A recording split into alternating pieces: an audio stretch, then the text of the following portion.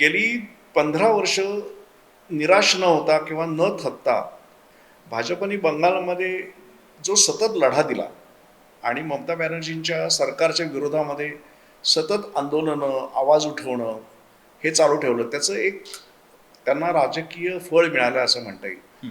आता याच्यामध्ये असं आलं की बंगालच्या मतदारांना गेल्या लोकसभेला आणि आत्ताच्या विधानसभेला ममता बॅनर्जींबद्दलची नाराजी वाढत चालली होती आणि त्या नाराजीला एक पर्याय कोणीतरी हवा होता. तो पर्याय भारतीय जनता पक्षाने उभा केला. हे भारतीय जनता पक्षाचं खरं यश आहे.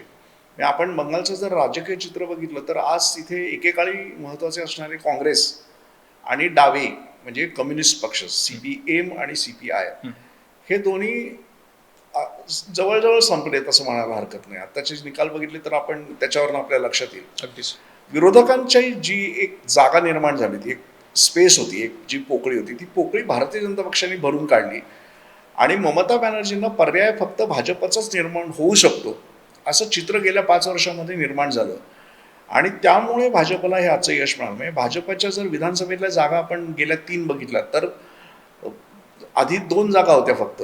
त्या 2 जागांनंतर 5 वर्षापूर्वी भारतीय जनता पक्षाने थेट 77 वर उडी मारली, मोठी उडी मारली.